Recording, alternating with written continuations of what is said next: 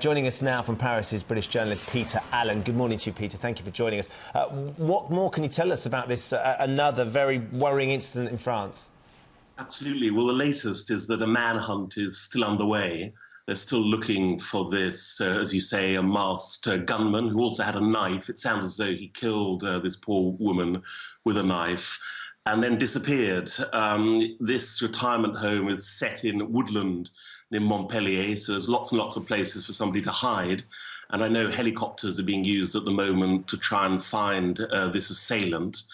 At the moment, no idea what happened. Nobody knows why this killing took place. Clearly, terrorism will be one of the potential lines of inquiry, but that's not being privileged, as they say over here at the moment. So at the moment, they're looking at this as a criminal act.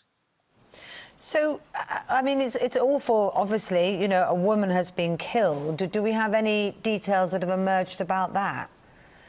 Well, it sounds as though this assailant had a siege in mind.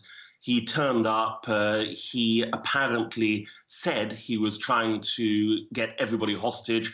As you say, there were up to about 60 people inside this retirement home. Many of them elderly monks and missionaries who've worked all over the world. And somebody escaped, and they got to the police, and the police turned up, and indeed an anti-terrorist unit turned up, and he fled. So it may have been some kind of siege that went wrong. And again, very, very sadly, this elderly woman was found tied up, gagged, and with 3 stab wounds in her, and sadly died. Brutal, brutal attack. Peter, you mentioned the terrorist angle, and the fear, of course, within France is that this might be motivated along those lines. France remaining on high alert, of course, after all the attacks that we've seen. Absolutely. It's still on a state of emergency. And remember, one of the most appalling acts recently was in July, when Father Jacques Hamel, an 84-year-old priest, was killed at the altar. He was celebrating Mass in a suburb of Rouen, and 2 young men came in. They said they were attached to Islamic State. They were clearly motivated by appalling political, religious ideas, and they killed Father Jacques.